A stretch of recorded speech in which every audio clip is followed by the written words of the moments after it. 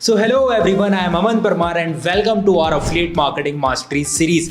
पिछली वीडियोस में हमने समझा कि हम ऑर्गेनिकली लीड्स को कैसे जनरेट कर सकते हैं और मैंने आपसे बोला था कि इस पर्टिकुलर वीडियो के अंदर हम समझेंगे कि इनऑर्गेनिक लीड कैसे जनरेट की जाती है, राइट। सो आज हम समझने वाले पेड शाउट आउट्स के बारे में, पेड प्रमोशंस के बारे में, या फिर आप कह सकते हो इन्फ्लुएंसर मार्केटिंग के बारे में। तो ये वीडियो भी बहुत ज्यादा इंसाइटफुल और पावरफुल होने वाली है, सो मेक श्योर आप इसे एंड तक जरूर देखें। बट बिफोर वी स्टार्ट, कुछ चीजें आपको समझना और माइंड में रखना बहुत इंपॉर्टेंट है। सबसे पहला, हम किन इन्फ्लुएंसर्स को टारगेट करेंगे, हम किन से प्रमोशन करवाएंगे, राइट। आज के टाइम पे सोशल मीडिया पे बहुत सारे इन्फ्लुएंसर्स है, किसी के बहुत ज्यादा फॉलोअर्स है, किसी के थोड़े कम है। आपको क्या करना है, इनिशियली 10K से लेके 200 के 300 के मैक्सिमम तक आप जा सकते हो।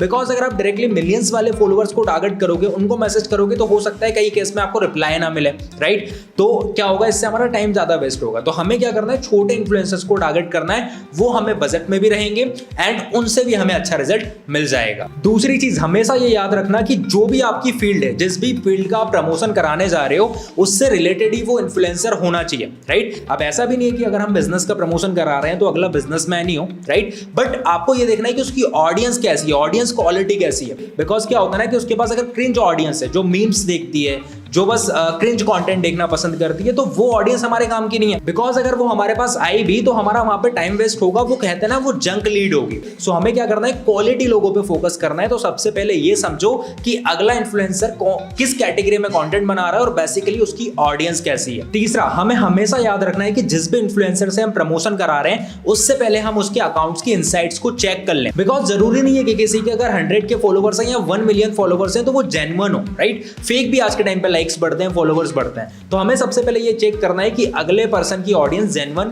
है कि नहीं। इसके लिए आप सिंपली क्या कर सकते हो कि उससे ही बोल सकते हो कि अभी जो आपका रियल टाइम स्टोरी व्यूज है या रियल टाइम जो आपके इनसाइट्स है, वो हमें भेज दो, ताकि आपको ये पता चल जाए कि उसके अकाउंट पे रीच कितनी आ रही है, कितने स्टोरी व्यूज जा रहे हैं, ताकि आप ये अंडरस्टैंड कर पाओ कि हमें इनसे प्रमोशन करवाना है या नहीं। अब इसके बाद हम ये समझते हैं कि एग्जैक्टली हमें इन्फ्लुएंसर से बात कैसे करनी होती है, हमें उन्हें कैसे रीच करना होता है। तो यहाँ पे अभी आपको स्क्रीन दिख रही होगी, यहाँ पे मैंने कुछ समय पहले एक इन्फ्लुएंसर से कनेक्ट किया था। यहाँ पे मैंने सिंपली इन्हें मैसेज भेजा था, हे आई वांट पेड प्रमोशन। उनका रिप्लाई आया तो उसके बाद मैंने सबसे पहले क्या मांगा, इनसाइट्स, कि उनके इनसाइट्स क्या है, बिकॉज मुझे पेड प्रमोशन करवाना है। उनके इनसाइट्स आई कि उनके स्टोरी व्यूज 13K आ रहे थे, उनके फॉलोवर्स यहाँ पे आप देख सकते हो लगभग 100K से भी ज्यादा है, ठीक है।